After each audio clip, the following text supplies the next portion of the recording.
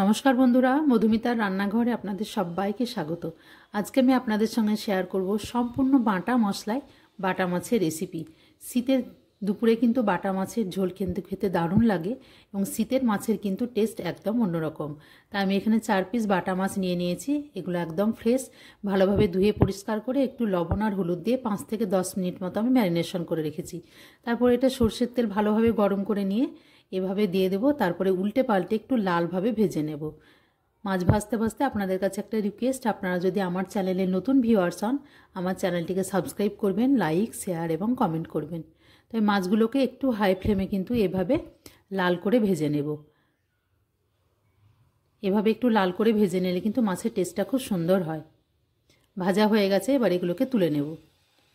এবার এই মাছ ভাজার তেলেই কিন্তু আমি বাকি রেসিপি গ্রেভিটা কিন্তু তৈরি করব।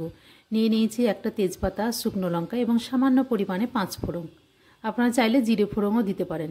ভাজা হয়ে গেছে, এখানে আমি নিয়ে নিয়েছি দুটো বড় সাইজের একটু পেঁয়াজ দুটোকে ভালোভাবে এভাবে কুচি করে নিয়েছি। আপনারা চাইলে বাটা মশলা দিতে পারেন, তবে বাটা আমি এখানে পেঁয়াজটা দেইনি, কারণ কুচি দিয়েই কিন্তু টেস্টটা খুব সুন্দর হয়। এভাবে পেঁয়াজটা একটু ভালো করে যখন লাল হয়ে আসবে, এখানে আমি নিয়ে নিয়েছি একটা টমেটো পেস্ট। টমেটোটাকে আমি একটু শিলনোড়ায় ভালোভাবে বেটে নিয়েছি।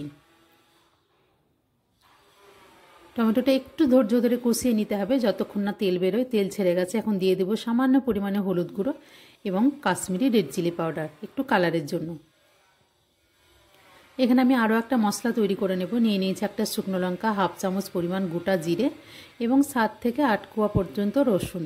এগুলোকে একটু আমি শিলনোড়ায় ভালোভাবে পেস্ট করে নিয়েছি। এই বাটা মশলাটা এবার সম্পূর্ণটা এখানে মিশিয়ে দেব। গুঁড়ো মশলা থেকে বাটা মশলায় কিন্তু টেস্ট একদম অন্যরকম হয় বন্ধুরা, এবং ঝোলটাও কিন্তু খুব ঘন হয়, স্বাদটা হয় একদম অনবদ্য। অবশ্যই এইভাবে একবার বাটা মশলায় বাটা মাছের রেসিপিটি করে দেখবেন। এখানে আমি দিয়ে দিয়েছি সামান্য পরিমাণে জল দিয়ে মশলাটাকে খুব ভালোভাবে কষিয়ে নিতে হবে। এদিকে আমরা দিয়ে দিয়েছি আদা বাটা 1 চামচ পরিমাণ। খুব ধৈর্য সহকারে মশলাটা কিন্তু যতক্ষণ না তেল ছেড়ে আসে কষিয়ে নিতে হবে। এখন তেল ছেড়ে গেছে, দিয়ে দিলাম প্রয়োজন মতো নুন এবং ব্যালেন্স করার জন্য খুব সামান্য পরিমাণে একটু চিনি। মশলাটা একদমই কষানো হয়ে গেছে, তেল ছাড়তে শুরু করেছে।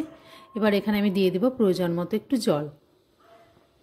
আমি এখানে একটু গরম জল ইউজ করেছি, আপনারা চাইলে ঠান্ডা জলও ব্যবহার করতে পারেন, তবে গরম জলে কিন্তু যে কোনো রেসিপির স্বাদটা দ্বিগুণ বেড়ে যায়। খুব বেশি জল দেব না, কারণ খুব বেশি পাতলা হবে না, একটু গামাখায় রেসিপিটি তৈরি হবে। আপনারা আপনাদের প্রয়োজন মতো জলটা দিয়ে দেবেন। এখানে দিয়ে দিয়েছি দুটো কাঁচা লঙ্কা, একটা লাল কাঁচা লঙ্কা এবং একটা সবুজ কাঁচা লঙ্কা একটু চিড়ে দিয়ে দিয়েছি একটু ফ্লেভারের জন্য। গ্রেভিটা একদম ফুটে উঠলে এখানে আগে থেকে ভেজে রাখা 4 পিস মাছের টুকরোই কিন্তু আমি দিয়ে দেব। ভালোভাবে এভাবে একটু আঁচটাকে এখন মিডিয়ামে করে দিয়েছি। এভাবে উল্টে পাল্টে একদম বেশিক্ষণ নয়, 1 মিনিট মতো এভাবে ফুটিয়ে নিলেই কিন্তু রেসিপিটি একদম রেডি হয়ে যাবে। এখানে রেসিপিটি একদম 1 মিনিট ফুটে গেছে। একটু স্ট্যান্ডিং টাইম দিয়ে দিতে হবে, এখানে 5 থেকে 10 মিনিট মতো স্ট্যান্ডিং টাইম দিয়ে দিতে হবে। স্ট্যান্ডিং টাইম দেওয়ার পর এটা কিন্তু একটা প্লেটের মধ্যে আমি সার্ভ করে দেব। আমার এই রেসিপিটি যদি আপনাদের ভালো লাগে, অবশ্যই চ্যানেলটিকে সাবস্ক্রাইব করবেন, লাইক, শেয়ার এবং কমেন্ট করবেন।